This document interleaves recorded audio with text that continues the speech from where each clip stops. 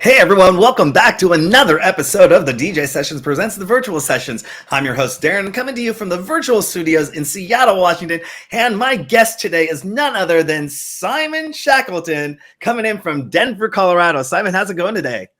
Hey Darren, it's really nice to meet you, and very happy to be here. Yeah, pleasure is all mine. Yeah, I'm super excited to be talking with you. You know, you have a very long history, long-term history, like pretty much as I've been nightclubbing for 30 some odd years. You got a music career for 30 some odd years, and you're award-winning producer, DJ. I mean, you have aliases. We're going to get to know you a little bit better today on the DJ Sessions, if that's okay with you. Sounds good. Awesome. So, Simon Shackleton, Elite Force, Zodiac Cartel, and Lunatic Calm. Wow, that's a lot. That's a lot. Now, are each of those aliases is there a different? I wouldn't say persona. Is there a different genre behind each of those aliases, or is it like Simon produces this, Elite Force is this, Zodiac Cartel is this, Lunatic Calm is this? Yeah, I mean, kind of. When I first started out in the kind of very early 90s, started making music, at that point, I was really just finding my way, as you do. And, I spent probably 5 years working with a really good friend of mine who I'd known since I was about 8 years old at school. And we became Lunatic Calm. But during that time, it was a really sort of formative period for me. So we were, we were collecting equipment. We were trying to figure out, because back then, obviously, you couldn't do stuff on a laptop like you can now. So we were just really we did a very, very early publishing deal, got some money in that bought us enough equipment to be able to start making demos to a reasonably decent level. And once we had the equipment, in our downtime, I started doing stuff as Elite Force. And then as Lunatic Calm, kind of in the early 2000s, that sort of ran out of steam for various reasons. And then Elite Force kind of took over. To your point about the aliases, the Zodiac Cartel alias came up when I around about 2008, I started making more glitchy electro house stuff, and I really wanted a bit of separation between that and Elite Force, which was known more for breakbeat than anything else. So that was the rationale. And then the Simon Shackleton stuff, obviously that's my name, but that kind of came about I guess around about 2011, 2012, when I first started going to Burning Man, and I went to Burning Man each year for about 7 or 8 years. And really those like Simon Shackleton became more about, okay, this is like, I'm not making music for anybody else under that name. I'm purely making it from the heart for myself. I'm not making it to fulfill an objective. So yeah, that's that separation. Speaking of Burning Man, you're actually coming up here to Seattle this weekend, aren't you, to play for Argument Temple, correct? Yeah, that's right. So I'm playing at their Sacred Dance Party, which is one of their sort of legendary white parties, on Friday night at Monkey Loft in in Seattle. So excited to be heading back to the city. Spent a lot of time at that nightclub. Lots of time. Too much time sometimes. But yeah, Monkey Loft's a great place. I know the owners, know the bartenders, staff. Just it's an awesome club. Now you are making a little bit more melodic music as Simon Shackleton, correct? And with releases on Nick Warren's Soundgarden and Gina Deep. Tell me about that. Like, what is there? Is this a paradigm shift for you, or is it just like? It's not really a paradigm shift. I mean, without wanting to get too sort of in depth about it, I think it's very easy when you're making dance music to end up making music that has functionality top of the agenda. So you're thinking about dance floors the whole time. You're almost sometimes on this kind of treadmill where you're playing 2 or 3 times a week. You need this ammunition, you need this fire, you just need to get out there and just destroy dance floors. And for many years I almost felt like the musical side of myself as a music producer was kind of given over really to that functionality. And actually, I remember when I first started making music, it always felt like there was a real push and pull between how musical can I be with this versus what's the dance floor going to tolerate, you know? And so this more sort of musical side, because I'm like way back in the day, I'm like a classically trained musician. I went to university and I studied classical music and did a lot of manuscripted music. So really, you know, this music that I've been making recently is a fusion of that sort of dance floor knowledge that I built up over the years and the musicality that I have. Should DJs learn more about music theory, or does it really matter when it comes to dance music? I wish it mattered more. That's the honest answer, because I think a lot of the time, and dance music's always done this. It's almost like it can be almost an exercise in recycling. You know, recycling musical ideas, recycling.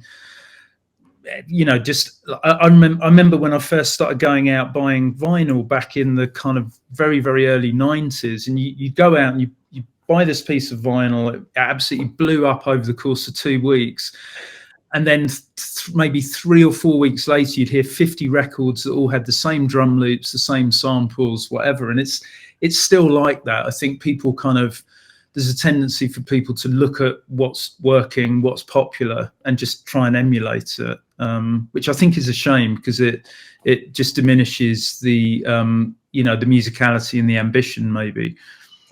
Yeah, I've talked with a number of producers in the past, and one of the things I say is, don't try to produce what's hot on Beatport right now. Produce what you feel is great, and make that hot. You know, because by the time you get that number one on Beatport, that genre is already probably moving on. You know, that style's gone. Yeah, I mean, I think that's something that that's really important to understand with music. Period, is that it's never static, right? And I think as a music producer and as a label owner and all the rest of it, when I've made mistakes, I think in the music that I've been making or the music I've been releasing in the past, it's been when I've imagined that dance music is somehow static, and that, you know, oh, I've got it nailed. I understand now that this is what people want, because that's what they've been wanting for the last few weeks. You know, by the time you've made a piece of music off the back of that so-called knowledge that you have, everything's moved on. It's never static. It's always changing. It's always evolving, and it's a surefire way, I think, to end up behind the curve is to think in those terms, you know. And you're kind of one of the key players in the development of breakbeat sound. How did that come about? Like, were you just sitting back one day like, oh, that sounds awesome? You know, I'm going to create a whole new genre. You know, how did that happen?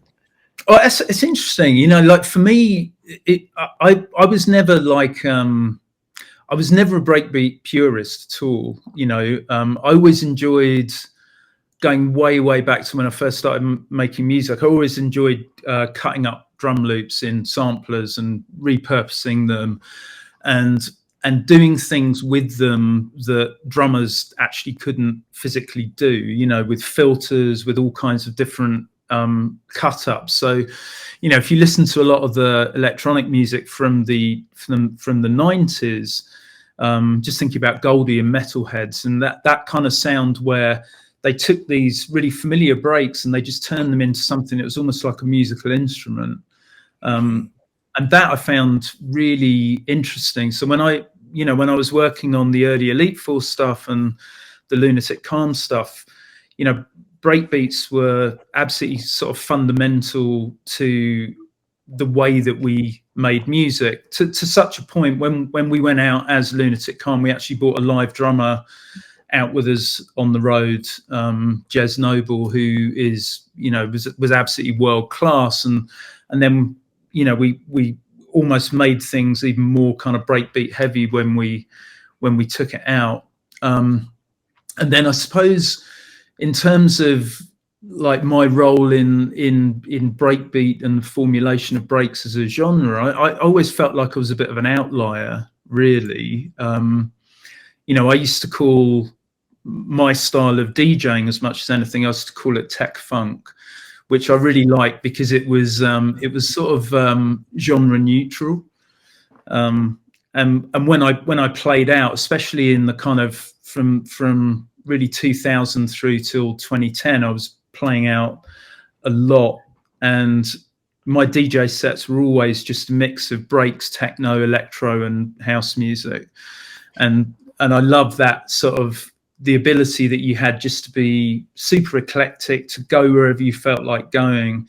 And I always felt like the sets were sometimes a bit one-dimensional if they were just kind of restricted to breaks or restricted to electro or whatever it might be.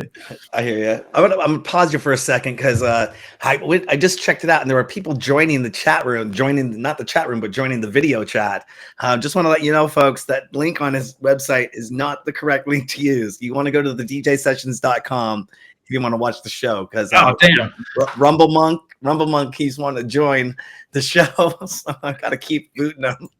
Sorry, Rumble Monk. You can watch the show. You can join us and join the chat room on Twitch if you want to chat, or Facebook. That'd be the best places to go. And RP83, same goes for you as well. Sorry, cool. We don't take in-show guests. Could you just imagine the can of worms that would open up if that happened? Wow. Crazy. Like back in Pandy, you know, people would get Zoom bombed. Did you ever hear about that? Yeah, absolutely. I remember it well. Yeah, that was interesting. Anyways, so where is like the weirdest moment you've ever heard one of your own tracks play? Oh my god, the weirdest moment. That's a difficult one. I mean, we had, as Lunatic Calm, we actually had a lot of music licensed to movies, you know, back in the late 90s, and one of them was the original Matrix. Mm-hmm. And I remember when that license came in, our manager was like, he just moved to LA from the UK, and he managed to hook us up with this license, and he was super excited about it. And we'd obviously, like, we'd never even heard of the Matrix. It hadn't been out. It was just about to come out.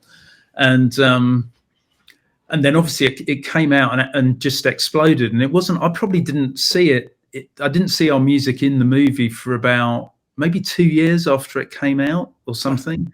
And then I went to see it. I went to see it in the cinema, and that kind of blew me away. I didn't like, obviously we'd seen the film explode, and I'd seen a couple of snips of it here and there, but actually feeling the energy that music kind of gave to a scene in such an iconic movie was that was pretty special. What scene was it? It was actually the fight learning scene where Morpheus teaches Neo. No way! So yeah, that was neat. I literally have seen that movie probably over 200 times. Wow. Yeah, I mean, I used to be my come home movie. Kind of come home from the nightclubs, and I pop the VHS. Yes, the VHS into the recorder, and make it about that far in before I fell asleep. Yeah, there you go. Such an iconic scene too. I just love when Morpheus goes, "You think that's air you're breathing?" Yeah, that's right. I know, that's crazy. Right on. So tell us about, what are your reconstructed sets? Ooh, so you know, obviously I've been DJing for years, and I kind of, I guess around 2010, 2011, I just wanted more. You know, I was playing all over the world, and it wasn't uncommon to get on a plane and fly out to China for 2 nights and then fly back in time for dinner on Sunday and stuff. It was insane. And I was kind of doing this every week. I'd be in Australia one week and Morocco the next week, and Russia and the US, and you know, it was a crazy time. But I realized that during that time, the vast majority of the sets I got were headliner sets, and they were for peak time. And so you'd be parachuted into this world where really people just wanted you to kick the arse out of it. That was it. And that was my goal. So I would turn up fully armed with all of these new tracks, and just do my best to kind of blow the club out the water. And actually, I think it was 2009. I started feeling that the music that I had access to, obviously it was the same as everyone else, except for the fact I was running a label, so I had a load of promos and all the rest of it. But the way that I organise my music library has always been very meticulously in key. So I have 15,000 tracks, and they're all meticulously in key, and they're labelled so that even if I'm not in record box or whatever, I can see that, okay, if I want a techno track that's in the key of A, there's 400 tracks to choose from, and I know that they're all going to sort of work with each other. And so I was like, this is around the time I was using Ableton a lot more as well. So I was thinking, when I was getting on these long haul flights, like, what can I do during the flight that could be useful? So I started going into my DJ library and just grabbing. I was like, well, what happens if I take that really cool bass line from that rolling tech house track and I blend it with this breaks track? But then it's a really cool kind of lead sound from a tech house tune here, and I love the production on this electro house track. So started kind of sitting on the plane and just fusing all this shit together, including dubstep as well. So bringing that into the equation. And then, I realized that after 6 hours of messing around on a flight, I could actually have a couple of brand new tracks. So that was the sort of precursor to Reconstructed, but this was called Revamped. And I ended up putting together an album called Revamped in 2010. And it turned out to be, honestly, it was a bit of a genius move, because I had all of these different artists that were fused together on each track. And me and my manager at the time, we approached every label and we got clearance for every single sample.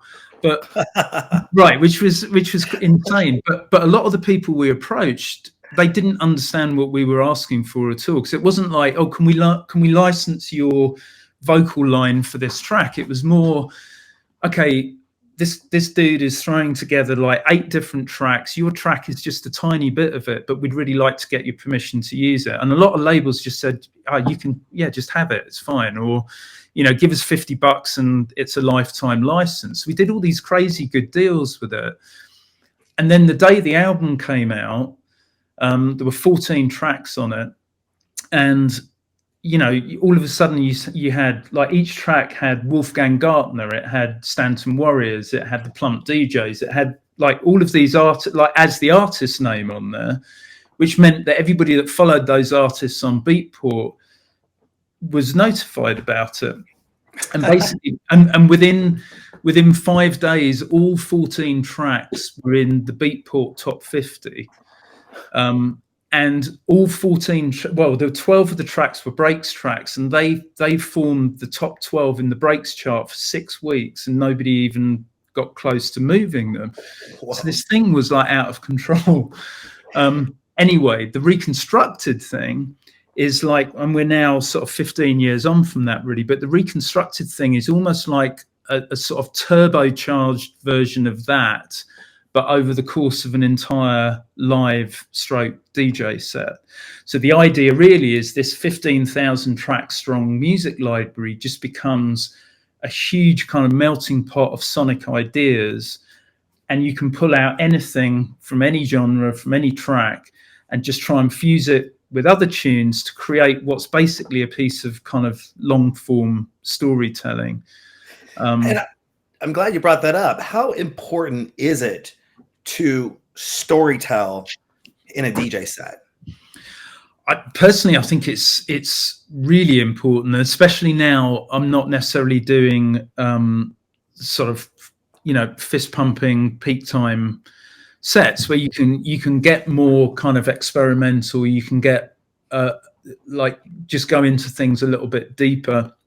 I think if you're doing a 45-minute set, perhaps, where you're just looking to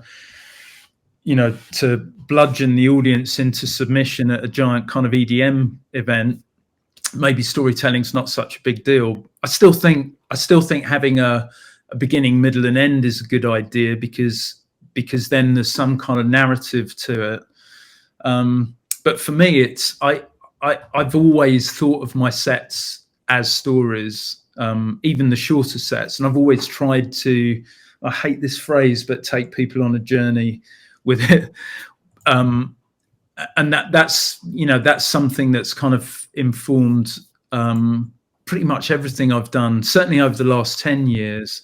And what this technique allows me to do is to go even deeper. So now I'm pulling out elements from soundtracks, for example, and fusing those. I'm able to, and using AI tools as well, I can separate tracks into their kind of stems. So I'm able to get a bit more kind of clinical with that stuff as a sort of production tool. And not only that, but you can actually now clone people's voices, so you can start fusing bits of spoken word in there, and it just all of a sudden there's just this incredible world of possibility out there.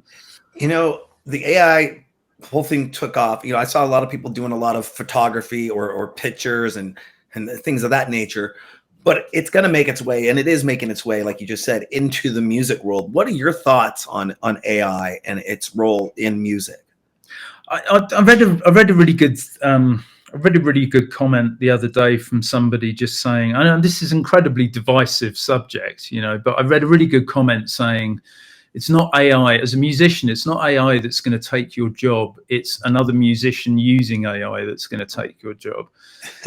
So for me, I think that's the way I look at it. Like, we've had, over the last sort of 30 years, we've had the most phenomenal amount of technological development, like unimaginable technological development. And when you think that even things like YouTube, for example, it was only invented 20 years ago, and it just blows my mind. It's like, it just feels that kind of having that tech just feels sort of ubiquitous, in the same way now that I've actually done away with almost all of the physical stuff from my studio, and I pretty much exclusively just use a laptop and an amazing set of headphones, and I'm making better productions than I've made throughout my entire career. So, these kind of advances, they're inevitable.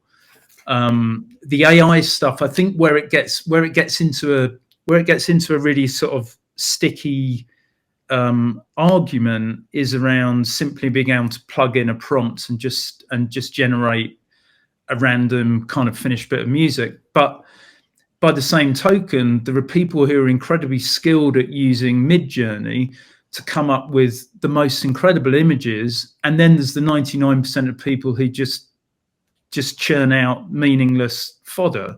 So a lot of it really comes down to, I think, the artist and the way that the artist actually able to use the technology to their benefit. Mm-hmm. Mm-hmm. Now you're working on an immersive live experience called State of Flux. Yes. And has that already been out there? Is it launched, or is it going to be launched this year? Tell us about State of Flux. So State of Flux, I'm super excited about, and actually, this is a project that a couple of years ago I did a lot of work on, and then it had to be, for various reasons to do with relocating and my father passing away and everything, it had to be kind of benched for a while. But now I'm sort of established in Denver. I have a lot of friends out here and a lot of very, really super cool kind of creative people who are willing to get involved and who are willing to help in various forms. So, State of Flux is it's an immersive, interactive kind of 1.5 hour live show that fuses visuals and the kind of narrative behind it. It's really an examination of our relationship with technology and specifically with AI. So we're as the show, the show begins with super kind of intimate human vulnerable performance, and gradually goes through this journey and takes it into the realm of the impossible, basically. And we're, you know, there's so many moving parts with this show. I'm looking at teaming up with some of the orchestral players at the Colorado Symphony, and we're probably looking at launching the show early in the new year. So that's our timeline at the moment. We've got about 9 months that we're working towards. So, yeah. And as far as immersive experiences, virtual reality. Have you been playing around in VR at all? I have. I did a lot actually during the COVID times.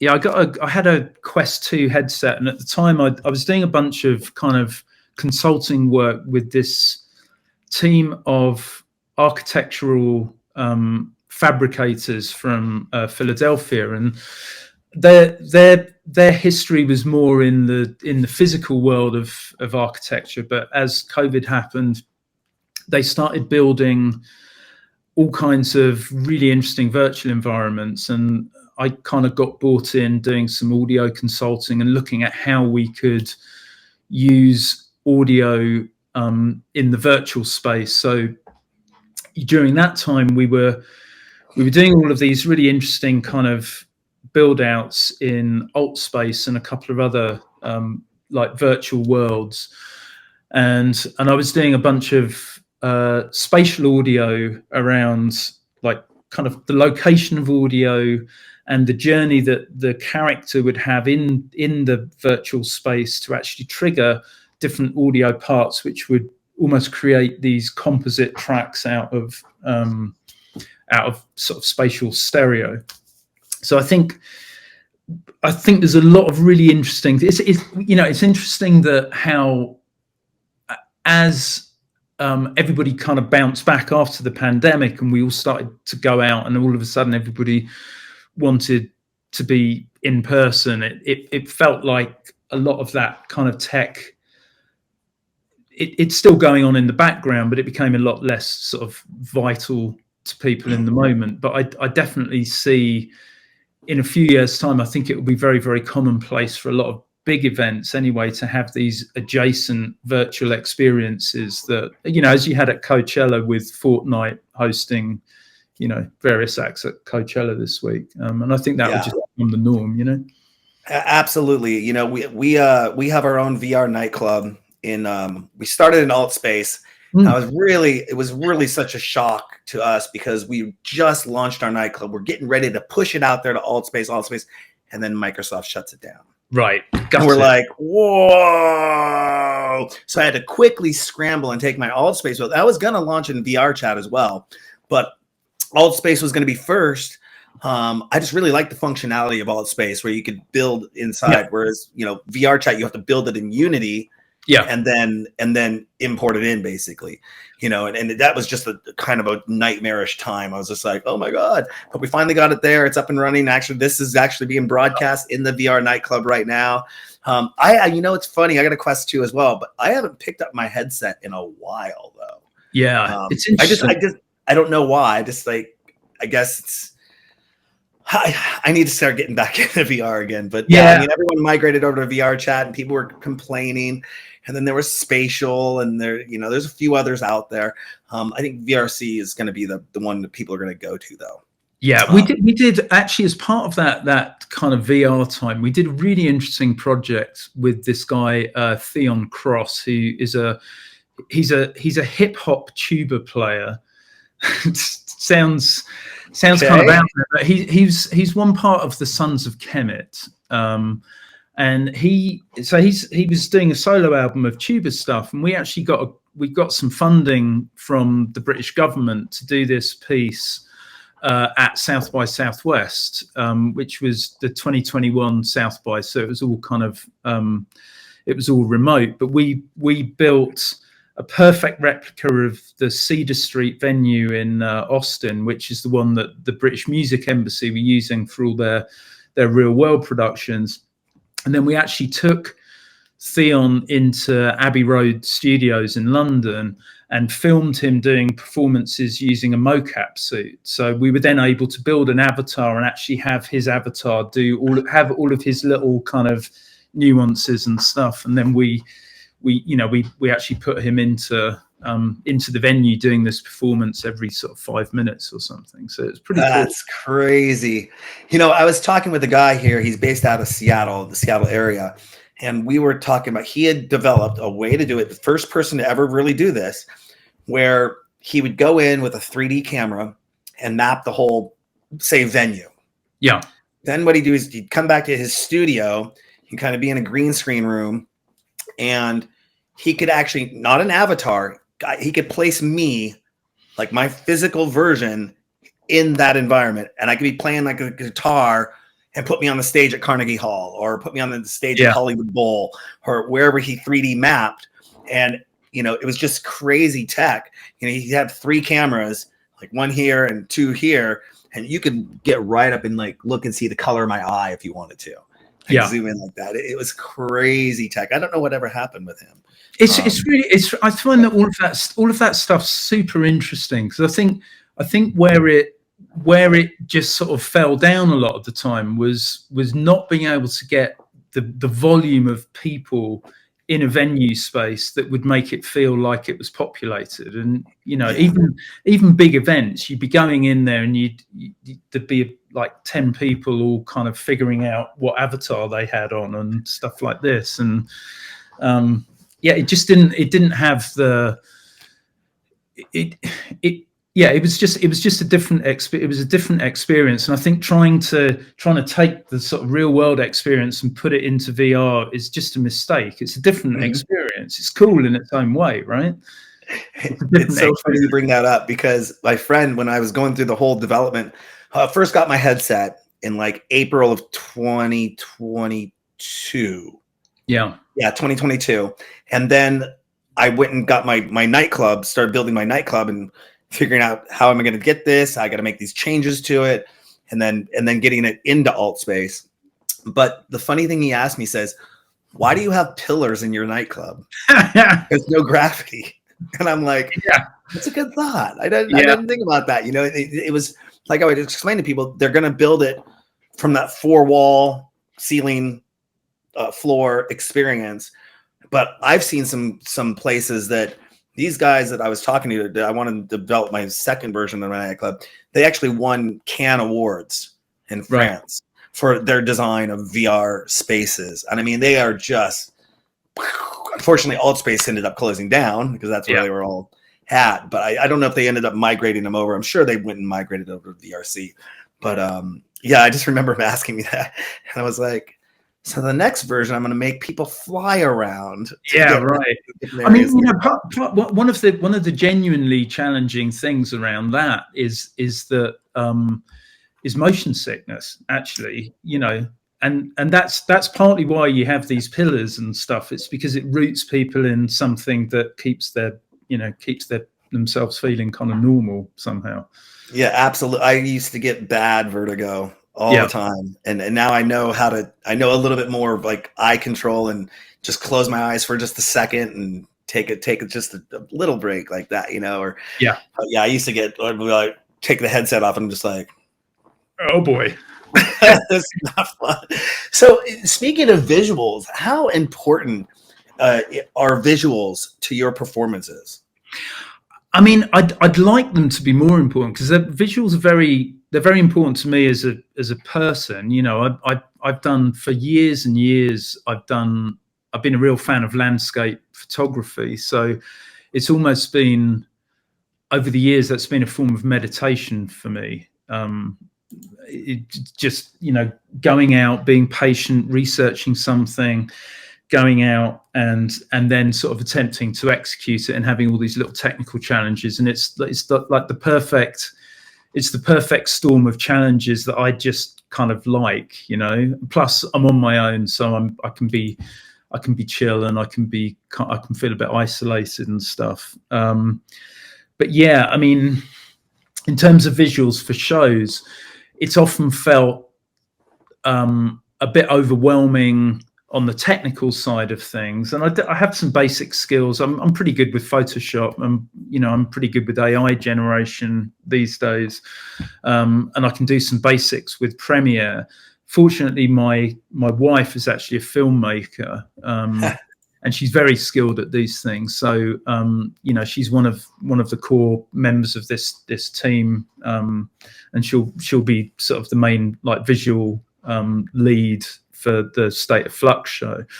But I do think I was talking to someone about this the other day. I think that visuals in electronic music have kind of, I see that there's a balance there somehow to be had.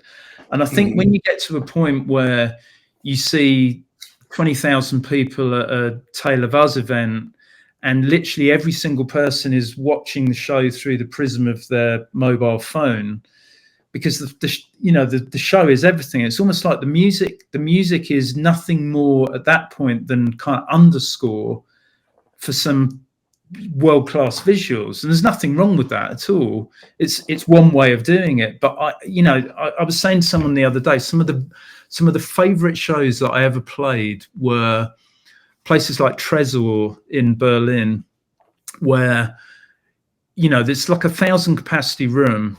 There's 4 lights or 6 lights in the entire room, and they're just red uplighters. And then there's like 50 strobes or something, and there's nothing else at all. And so there's no focus on the DJ. There's no, there's none of this. There's no like giant screen behind to take a lead and to push the show forward. It's really just about the music, and I can actually see I can see more and more people kind of leaning a little bit in that direction, like Autechre, for example. They have a tour that's coming up where they're playing in pitch darkness, like no visuals at all. It's literally like, come and find your space in the venue, and then it's going to be totally dark, no phones, no anything.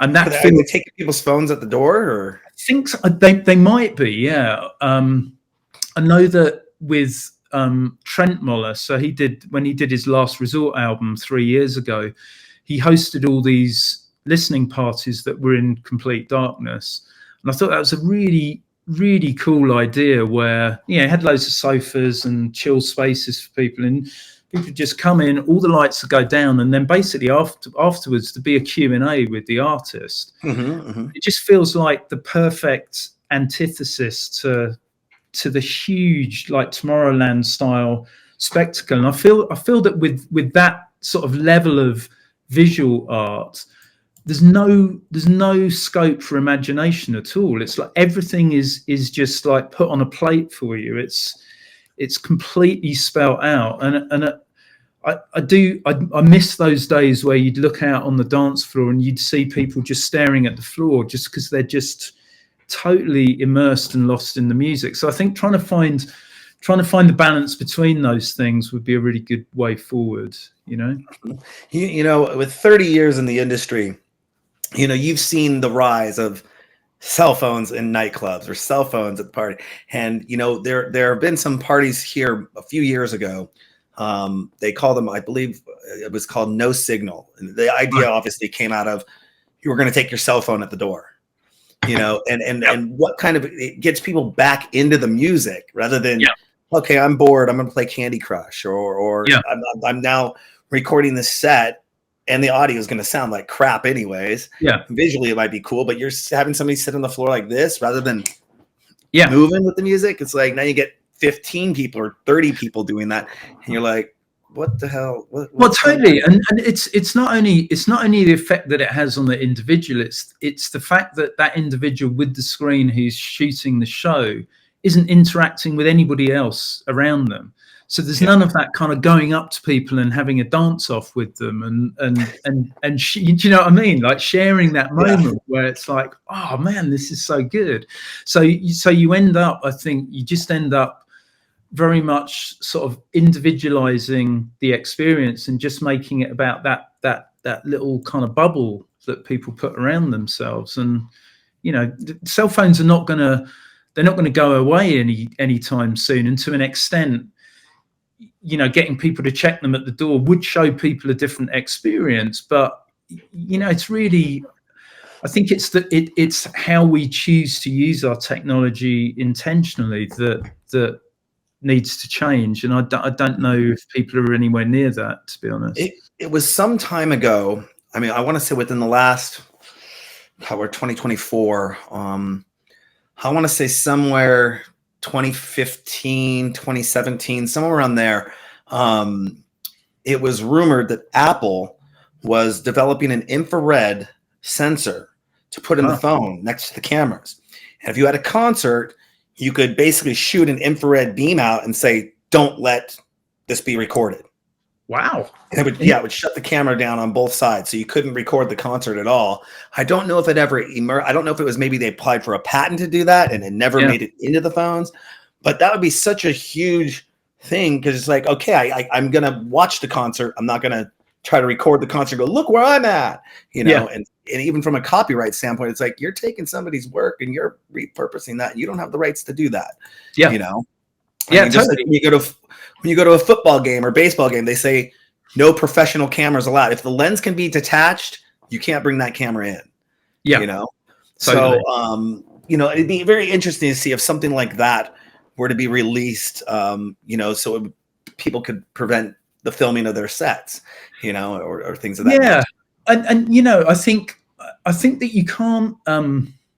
you can't really ignore the knock-on effect that technology has in the art that people then go on to make. And I think, one of the things I've always find quite interesting about this sort of history of digital technology, having, I'm old enough to have seen all of this shit like go from no real tech to, oh my God, I can't believe I can do this with a watch or whatever. But one of the absolute tipping points was 2012, where really cell phones became ubiquitous in 2012. Everybody had a smartphone. It was like, before that, we all had flip phones and all this weird shit, things the size of house bricks and stuff like that. But like all of a sudden you had smartphones, they had cameras, and that was the same year, I think, that Facebook brought in the thumbs up. And that just allowed people to get into this kind of doom scrolling thing where it's like, oh, I can like that post without actually committing to saying how much like the art means to me or whatever.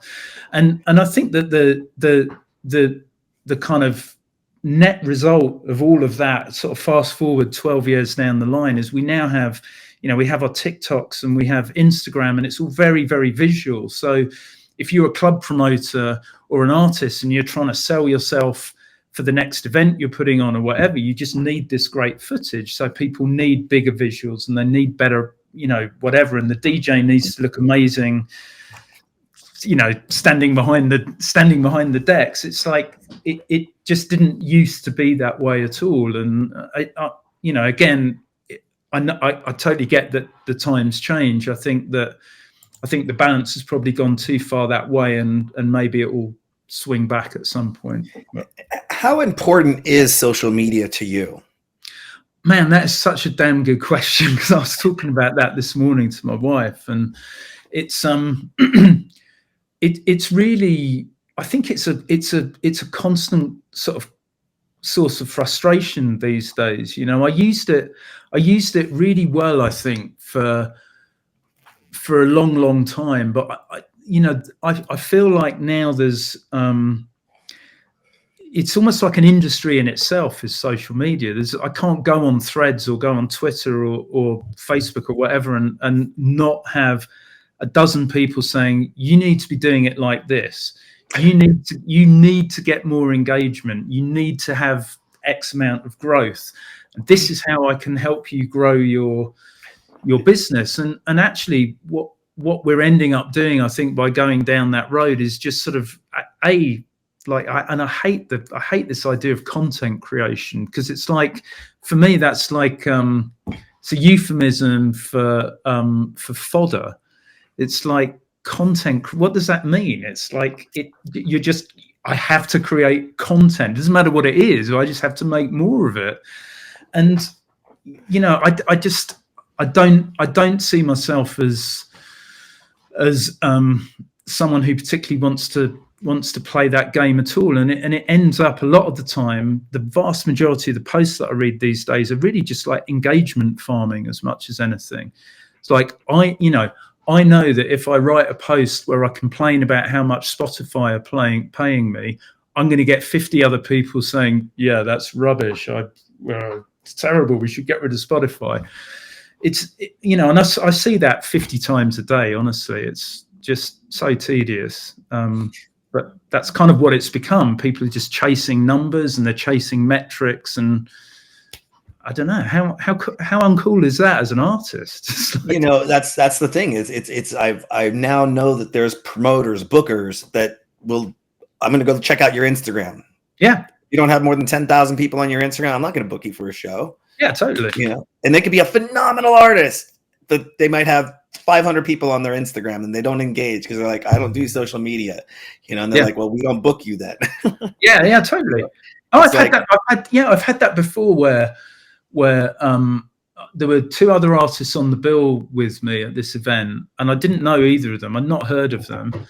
And the promoter said, yeah, we're going to put you on as the opening act because we're doing it in terms of who has the most followers. I'm like, that's insane. I genuinely haven't heard of these people at all. And you do know, by the way, that you can buy followers. So, you know, but exactly. But yeah, and that's sort of the ruination really of hard work, isn't it? Yeah. You can just like shortcut it like that. So, you know, recently, you know, you kind of took a step back from Elite Force. That was a conscious decision? Because why did you make that decision? Oh, man, I just, you know, I've been doing it for 20 years or something, and I felt a bit like, especially with the break scene, but like back in sort of 2015, it felt like it was really on its knees. Like there wasn't a lot of interest. It felt like all of the people that were originally into it had all grown old together and grown really grumpy together. And they, you know, when like I was getting booked to do quite a lot of shows where you'd be like quite often you'd be asked to do a retro set, and I hated that. I just like it's just, you know, like operating in a kind of time capsule, and I didn't like that idea. I wasn't really feeling making a whole load of new music around that sound, so I just sort of focused on other stuff. But then, you know, the whole kind of like breaks has sort of come a little bit back into vogue, and I guess if you stay alive for long enough, you're going to end up finding yourself inadvertently popular again, because it's, you know, it's the way things are really cyclical, I guess, within the industry. But it's been really cool hearing a lot of these kind of newer artists, much younger artists coming in and not, you know, and drawing on different influences. So it's not like, you know, it's not the same old funky breaks, or it's, you know, whatever it might be. It's like people coming in with new ideas. There's also, interestingly, I think there's a lot more kind of musicality from that school of thought kind of coming back in, and I really like that fusion of something that's a little bit more thinky and a bit less sort of pummeling, you know. You know, Carl Cox just recently turned 62, and he's still rocking major festivals, producing work. I don't know if he's ever going to retire. Do you ever see yourself getting to a point where you're like, okay, I'm going to hang up the computer. I'm going to go this direction with life? Well, I guess, you know, to an extent, I'm in that zone at the moment, not in the retirement zone, I hasten to add, but I'm really looking to focus my efforts outside of that kind of late night economy. I find it harder and harder to raise my game for like a 2 a.m. set, and you know, I just honestly don't generally enjoy it as much as I used to, and there are lots of other things I do, you know, and I've done a lot of sets over the years that have been like daytime sets or sunrise sets that have been in absolutely stunning surroundings, and they just feel like they have a lot of meaning to them. And what I like about those as well is that, like we were saying earlier about the visuals, they don't rely on visuals at all. They just rely on mood, and they rely on setting, and and that's really where the reconstructed sets really come into their own as well. So with these, you know, I'm actually doing some, like I'm doing an event in New York next month, which is, I wouldn't say it's not like a corporate event, but it's a themed event, and it's a theme party, a very kind of high-end theme party, that is like a celebration of the Rolling Stones, and they have an album coming out around then. And so it's like the gauntlet's been thrown down for me to create like a 1 hour reconstruction that is based on the music of the Rolling Stones. So, you know, I'll be diving deep into stem separation and just creating like a really beautiful audio blend that may have more to do with soundtrack than it will with the dance floor. But I do think that this idea of really just deconstructing music and piecing it back together in this sort of forensic art of storytelling, I think it has a lot of opportunity that goes beyond the dance floor, which I'm quite excited to pursue, you know?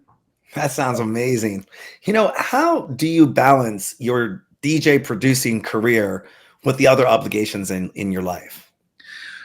Good question. I mean, it's always been a juggling act. You know, I remember when I was going out and I was doing, like, I had on my BA account, my British Airways account, I remember having 500,000 air miles. Like, I was looking at this thing going, geez, like, I'm definitely not getting enough upgrades. And that was, I was probably doing 250,000 a year, I'd say. It was absolutely crazy. And I remember doing, it was actually, because it came up on my Facebook memories today, I think it was 11 years ago, I did an Elite Force tour in America where I did 16 shows in 17 days, all in different cities. And it was, I mean, I literally went home. I pretty much went home in a body bag. I was so destroyed at the end of it. And that in some ways for me was a bit of a tipping point. I was like, this is not adult behavior. This is not sustainable. I'm not DJing at such a level that I'm traveling business, and I've got like a yoga instructor following me around saying you need to do some stretches or something. So I think, you know, I think I've got a much better kind of balance now. I tend to really just take shows that I really do want to do, that I'm really excited to do for whatever reason that may be. But I'm also just looking at increasingly kind of pushing more into the kind of mentoring side of things, and into you know, into sort of soundtracking and music for film and TV stuff, because I really enjoy doing that as well, and it doesn't destroy me the same way as going out every weekend. You know, I always love it when I'm doing an interview with somebody and they pretty much, I didn't send you any questions beforehand. You don't know what I'm going to come up with next, but you mentioned a word there, which is going to lead right into my next question: mixing, mastering, mentoring. Tell our DJ Sessions fans all about that. Yeah, so I've been doing some mentoring now for about 4 years. I set up this business called Mixing, Mastering, Mentoring, and I'm actually about to funnel that into my website at simonshackleton.org and just bring it under the same banner, because I just find it hard to keep lots of different businesses on track, especially with the kind of grind of self-promotion and all the rest of it. And you know, as far as the mentoring goes, you know, I don't this is not like a full-time pursuit for me, but with the knowledge that I've built up over the years and the number of releases and record labels that I've run and stuff, I'm in a pretty good position to kind of help people with production and or kind of DJ development. And so, I started doing some mentoring 3 or 4 years ago. And what I really focus on are people who are, who have some knowledge, who have some sort of intermediate ability, who are maybe getting to that point where they're just getting stuck. They've got an 8-bar loop that sounds great, but how do I get it to the next level? How do I get to the point where I can get labels interested, or how do I get to the point where I can have music that is of a good enough standard to be able to play out? And so that's the work I particularly enjoy, is like, is helping people who are already helping themselves. They're already doing the work, but just giving them those extra kind of insights and that accountability as well, and just sort of helping them do some troubleshooting. So yeah, that's definitely something. Is there something you'd like to say to new and up and coming producers to watch out for when it comes to making their career successful? I mean, I think a lot of the time there's maybe too much focus on the visibility. Is making sure you have, oh my God, content. I've got more content, must make more content. There are so many different ways of doing things. And I think that example I gave earlier of people like Ortecker and Trent Muller deciding to play in pitch darkness, it's a really good example of, what, if everybody's doing it this way, why don't you just do the opposite? Why don't you just do the opposite? So, so spend some time just really discovering what it is that you want to make, rather than chasing algorithms, chasing likes, chasing followers. Make something super cool. I mean, you look at some of the artists that we value, or we have valued so much over the years, like Björk, for example, like David Bowie, like Prince, or like these kind of iconic artists who they simply developed their sound. Like David Bowie wanted to wear, Spiders from Mars costumes and makeup and whatever.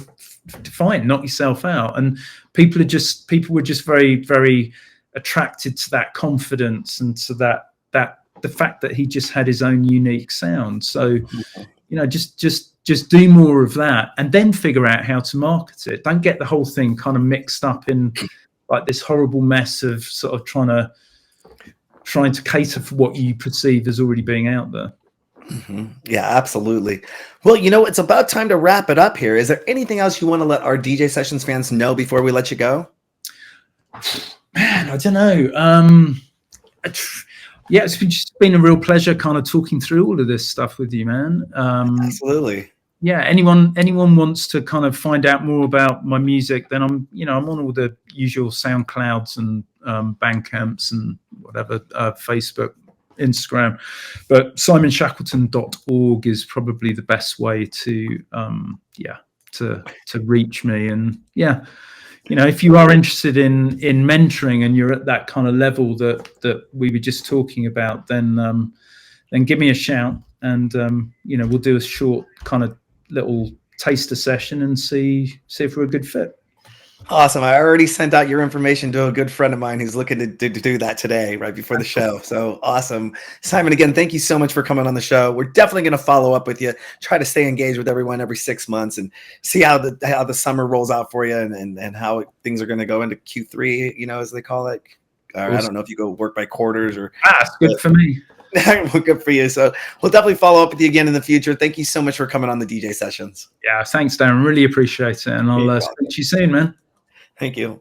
Cheers. And on that note, don't forget to go to our website, thedjsessions.com. You'll find us on Meta, X, Twitter, Insta, TikTok, everywhere out there. Follow us, even subscribe to our shows in iTunes, and download our mobile app, and check out our VR nightclub as well. You can find it all at thedjsessions.com. I'm your host, Darren. And that's Simon Shackleton coming from Denver, and I'm in the virtual studios in Seattle, Washington for the DJ Sessions presents the virtual sessions. And remember, on the DJ Sessions, the music never stops.